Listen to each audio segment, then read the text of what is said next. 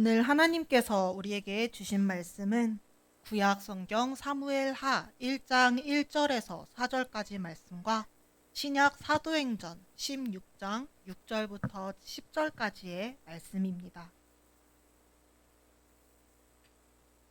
저와 여러분이 교독으로 읽고 마지막 절은 함께 읽겠습니다. 먼저 구약 사무엘하의 말씀입니다.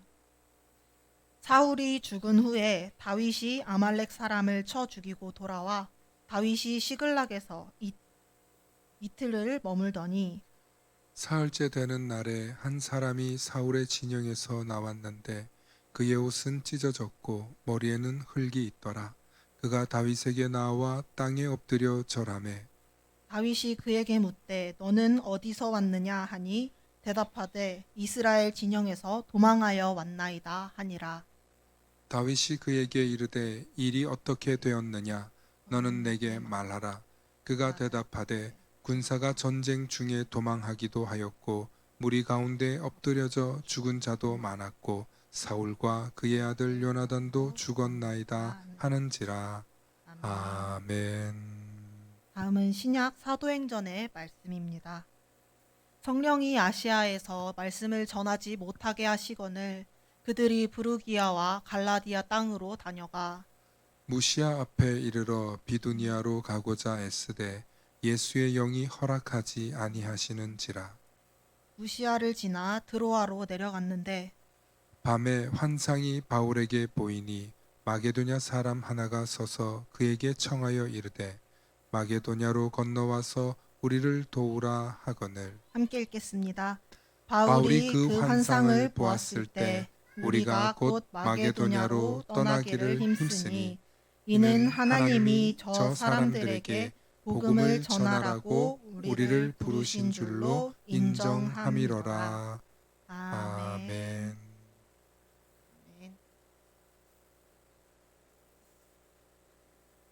네, 오늘 말씀 제목 내 뜻이 아닌 주님 뜻대로 라는 제목으로 말씀 전하고자 합니다.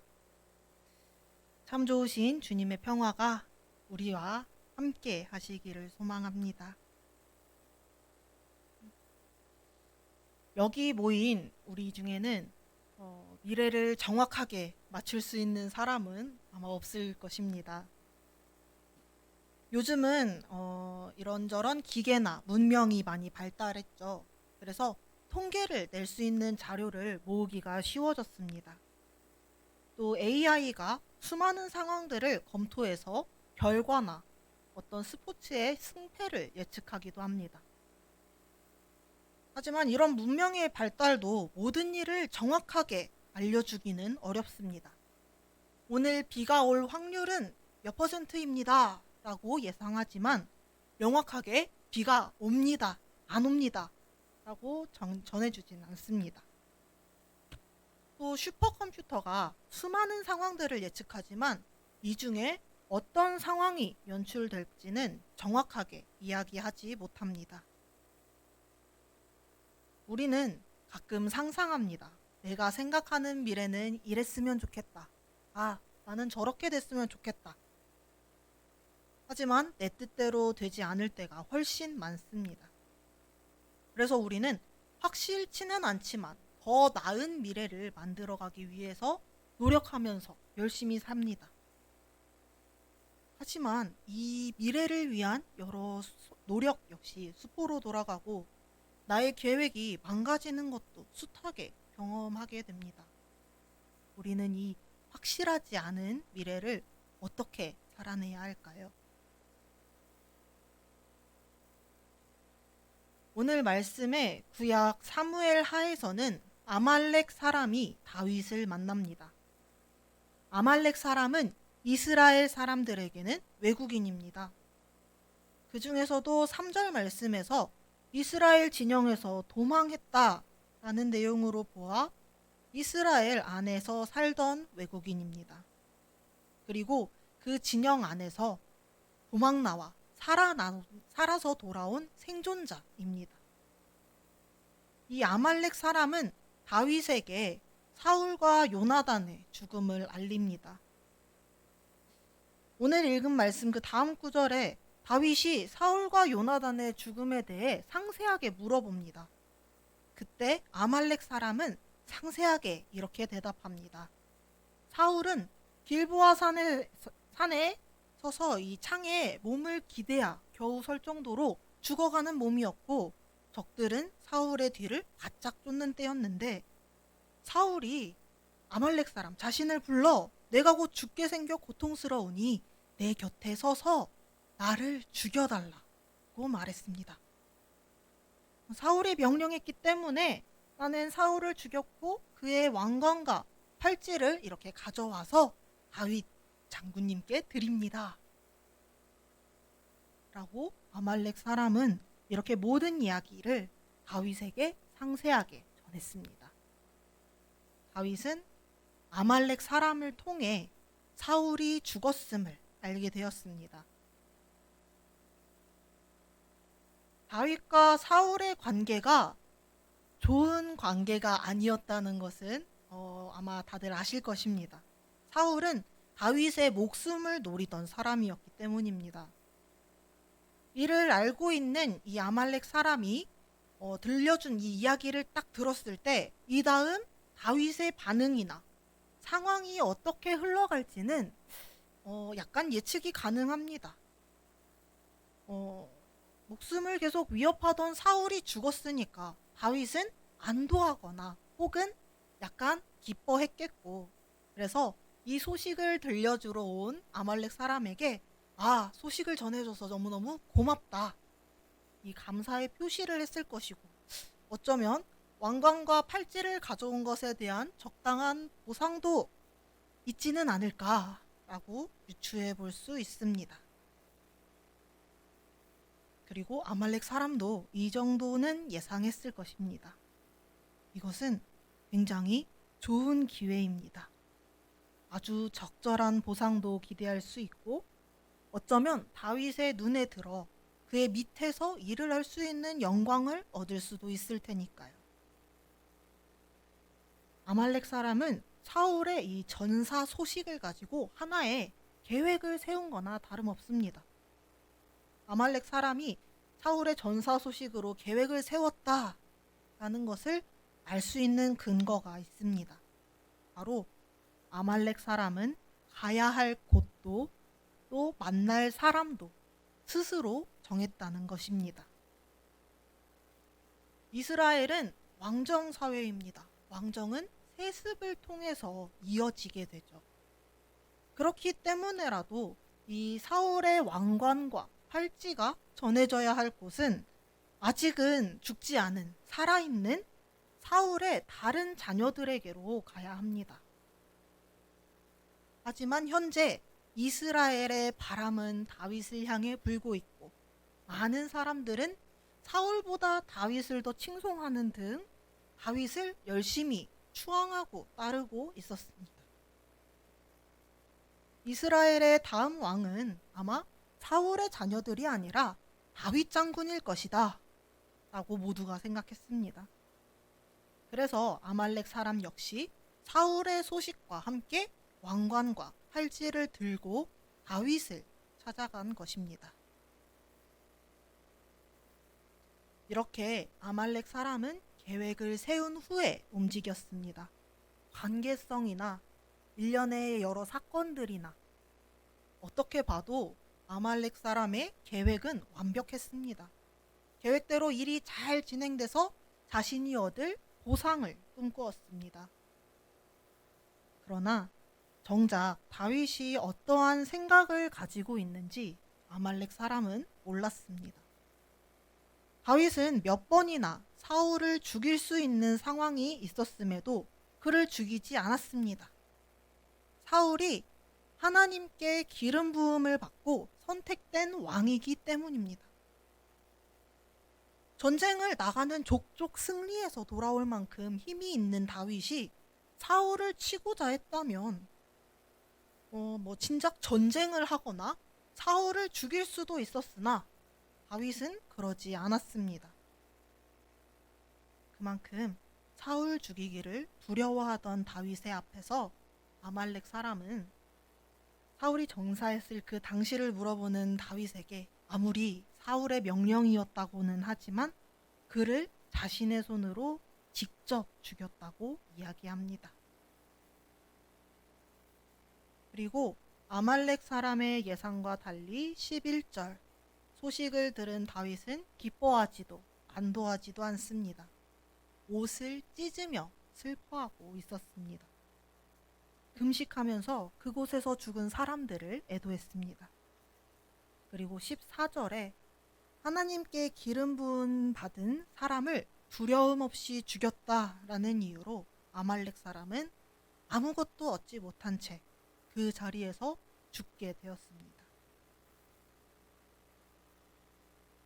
돌다리도 두드려보고 건너라는 속담이 있습니다. 우리는 한치 앞을 예상할 수 없으니 최대한 조심하고 대비하라는 옛 사람들의 생각입니다.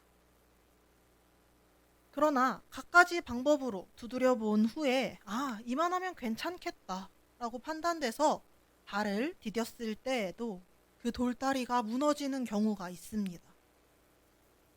이렇게 예상치 못한 상황은 아말렉 사람처럼 목숨이 위태로워지는 결과로 이어지기도 합니다. 어느 정도 확신이 있어서 시작한 일이 예상치 못한 곳에서 꼬이기 시작돼 이 걷잡을 수 없는 그때도 우리는 경험해 본 적 있을 것입니다. 그렇다면 다시 한치 앞도 볼 수 없는 우리는 무엇을 보고 어떻게 확신하며 나아가야 할까요? 이것에 대한 답은 오늘 읽은 또 다른 본문 신약의 사도행전 16장에서 답을 찾을 수 있습니다. 오늘 본문은 바울의 2차 전도 여행 여정을 따라가고 있습니다. 바울은 여러 도시를 방문하면서 다음 여행지를 아시아로 정하고 움직이려고 했습니다. 그러나 6절에 성령이 아시아에서 말씀을 전하지 못하게 하셨습니다. 어떤 방식으로 바울의 길이 막혔는지는 기록되어 있지 않습니다. 그래서 바울은 우선 막혀있는 길을 피해 부르기아와 갈라디아 땅으로 갑니다. 그리고 그 후에 무시아 앞에 이르러서 다시 아시아 방향으로 가고자 했습니다. 그러나 7절에 또다시 예수의 영, 이 성령이 그를 허락하지 않았습니다. 바울은 무시아를 지나서 드로아 땅으로 내려갑니다. 바울은 벌써 2번이나 가고자 했던 길이 막혔습니다. 의아했을 것입니다. 전도 여행을 계획했을 때 단순히 나는 발길이 닿는 곳으로 여행을 다닐 것이다 라고 하지는 않았을 것입니다. 그들도 하나님의 복음이 필요한 지역이 어딘지 알아보거나 혹은 그 지역에서 바울이 오기를 요구해서 그 지역을 통과하면서 조금 더 효율적으로 움직일 그런 여행길을 짜기도 했을 것입니다. 그렇게 전도 여행 계획을 짜고 움직이고 있던 바울에게 길이 막혔습니다. 첫 번째 길이 막혔을 때는 우연이겠지 생각했을 것입니다. 그래서 2번이나 시도합니다. 그러나 여전히 길이 막혀 있습니다. 이때 바울은 어떻게 행동했을까요? 구약의 아말렉 사람과 달리 바울은 어떻게 행동했는지를 함께 살펴봅시다. 바울의 행동은 지금 길이 막혀서 혹은 나의 계획이 엉망이 되어 좌절하고 있을 우리에게 길이 되고 정답이 될 수 있을 것입니다. 바울은 애초에 전도 여행을 계획했을 때 그 가운데 바울이 없었습니다. 그가 얻을 보상이나 바울이 받게 될 존경, 널리 이름을 떨칠 기회 같은 것은 생각하지 않았습니다. 사무엘서의 아말렉 사람과 바울이 대조돼서 전혀 다른 행보를 보여주고 있는데요. 아말렉 사람은 가야 할 곳도 만날 사람도 본인이 직접 계획했습니다. 그러나 바울은 첫째, 가야 할 곳을 자신이 선택하지 않았습니다. 바울이 계속해서 아시아로 가겠다라고 마음을 먹었다면 길이 막혔을 때 다른 곳인 부르기아와 갈라디아, 드로아 땅으로 가지 않고 날이 밝았을 때 바로 제시도했을 것입니다. 혹은 계획대로 진행하기 위해 길이 뚫리기를 기다리며 한동안 그 자리에, 그 지역에 머물렀을 것입니다. 하지만 바울은 길이 막혔을 때 그가 갈 수 있는 다른 곳으로 갔습니다. 계획은 그들이 할지라도 인도하시는 분은 하나님이시기 때문입니다. 그렇기 때문에 길이 막혔을 때 그 길을 계속해서 고수하지 않고 열려있는 다른 길로 갔습니다. 그리고 그런 바울에게 하나님은 그가 가야 할 길을 알려주셨습니다. 오늘 10절 말씀입니다. 제가 읽어드리겠습니다. 바울이 그 환상을 보았을 때 우리가 곧 마게도냐로 떠나기를 힘쓰니 이는 하나님이 저 사람들에게 복음을 전하라고 우리를 부르신 줄로 인정함이러라. 아멘. 아시아로 가는 길이 막혔을 때 그곳이 아닌 다른 곳으로, 길이 열려있는 곳으로 갔던 바울은 하나님이 보여주신 환상을 보았을 때 비로소 그 목적지를 향해 다시 가기를 힘썼습니다. 또 바울은 둘째, 자신이 만날 사람 역시 선택하지 않았습니다. 하나님께서 환상을 보여주셨고 갈 곳이 정해졌습니다. 마게도냐라는 곳으로 가기 위해 빌립보에 들렀을 때입니다. 빌립보는 지방에서 으뜸 가는 도시이자 로마의 식민지였습니다. 바울은 그곳에서 보다 효율적으로 더 많은 사람들이 복음을 듣게 하기 위한 방법을 생각했을 수도 있습니다. 조금 더 효율적으로 복음을 전하기 위해 이 지역에 높은 사람을 만나면 되지 않을까? 혹은 로마의 식민지니까 로마에서 파견한 사람을 만나면 되지 않을까? 많은 생각이 있었을 텐데 그들은 구태여 만남을 주선하지도 않았습니다. 그저 13절 말씀에 보면 도시에서 머물면서 강가에 모인 여자들에게 기도할 곳을 물어보는 것이 전부입니다. 그때 하나님은 바울을 위해 루디아를 만나게 해주셨습니다. 루디아가 등장하는 성경 구절 앞뒤 어디에도 바울이 그녀에게 복음을 전했다라는 기록이 없는데 루디아는 바울의 말을 귀담아 들었고 그에게 세례를 받고 또 바울과 동행인들을 대접했습니다. 이렇게 만나게 된 루디아는 후에 그들이 전도 여행 중 고난을 겪고 나왔을 때 머물면서 쉴 수 있는 곳을 제공해 주는 사람이 되었습니다. 우리는 우리가 계획한 대로 되지 않으면 방황하게 됩니다. 이전에 했던 일들이 수포가 될지도 모르고 또 앞으로 해야 할 일들이 어떻게 바뀔지 다시 예상해야 되기 때문입니다. 우리는 이미 공통적으로도 한 차례 경험한 바가 있습니다. 코로나로 인해서 팬데믹이 생긴 다음 많은 것이 멈췄고 기존에 내가 했던 일들과는 전혀 다른 일들을 해야 했습니다. 어떤 집단에게는 희망이 사라졌고 어느 개인에게는 절망적이었던 이 상황이 생각납니다. 교회에서도 마찬가지였죠. 모여서 예배드려야 할 곳을 닫으라고 하고 함께 만나서 교제해야 될 이 공동체가 흩어져 버렸으니 말입니다. 상황이 어디까지 나빠질지 감히 예상할 수 없을 때의 감정을 어느 때보다 지금 우리가 가장 잘 알고 있습니다. 하지만 우리는 조금씩 극복했습니다. 끝도 모르고 길어질 것만 같은 이 코로나 상황이 점점 괜찮아지고 있는 이 가운데 우리는 코로나 속에서 내 신앙생활을 미뤄두지 않았습니다. 내 뜻대로 행동하지 않았습니다. 우리는 온라인을 통해서라도 예배를 드리고 만나지 못하지만 서로를 위해서 계속 기도했고 또 신앙생활을 이어나가고자 교회가 아닌 곳에서도 나의 마음을 가다듬고 예배하고 찬양하고 기도하기를 쉬지 않았습니다. 우리의 이러한 노력이 그저 나의 편의를 위해서 내가 예배를 조금 더 편하게 드릴 수 있는 방법이 있을까?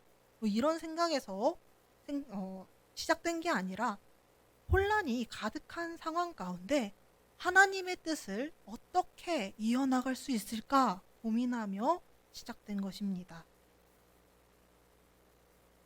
상황이 많이 나아진 지금은 우리가 다시 모일 수 있게 된 이 순간은 그때 우리의 그 고민과 노력과 하나님의 이 뜻을 간구하고자 했던 우리의 노력 때문일 것입니다.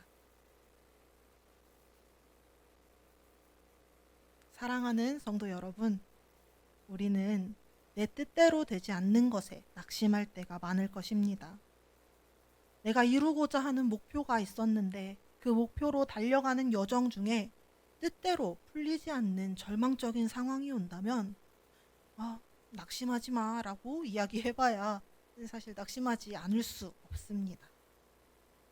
그러나 그런 마음이 드는 중에도 우리가 바라봐야 할 곳은 하나님의 뜻이 있는 곳이라는 것을 잊지 않기를 바랍니다. 아말렉 사람은 사울의 전사 소식을 다윗이 기뻐할 것이다 라는 확신을 가지고 그를 찾아갈 계획을 세웠지만 정작 그의 뜻대로 이루어지지 않았습니다. 반면에 바울은 자신이 가고자 했던 길이 막혔을 때 그곳으로 가야만 한다는 자신의 뜻을 내려놓고 하나님의 뜻을 구했습니다. 후에 바울은 하나님의 뜻을 받아 마게도냐로 향하고 하나님의 복음을 계속해서 전했습니다. 나의 계획이 또 내가 가고자 하는 목표가 하나님의 뜻과 일치한다면 아무리 어려운 상황이 오더라도 우리는 결국 그 뜻을 이뤄낼 것입니다. 힘들고 어려운 길일 수도 있지만 하나님께서는 우리를 선한 길로 이끄실 것입니다. 우리의 생각을 내려놓고 오직 주님의 뜻을 구하며 그 뜻대로 한 걸음 한 걸음 천천히 걸어가 마침내는 주님의 뜻에 도달하는 우리 모두가 되기를 소망합니다. 함께 기도하겠습니다.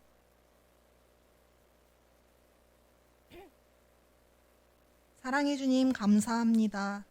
내 뜻이 아닌 주님의 뜻을 찾는 우리 모두가 되기를 소망합니다. 주님, 내 힘으로는 또 내 생각으로는 되지 않는 것이 너무나도 많습니다. 그때마다 낙심하지 않고 오늘 말씀을 기억하며 내가 좌절하고 힘든 상황에서 주님 뜻을 찾을 수 있도록 해주세요. 이 시간 주님께 기도드리며 나아갈 때에 우리의 마음 문을 여시고 기도하는 만나교회가 될 수 있게 해주세요. 기도할 때마다 주님의 뜻을 찾는 그 기도를 제일 먼저 할 수 있는 우리가 되게 주님 인도해 주세요. 우리를 만나주실 주님께 감사드립니다.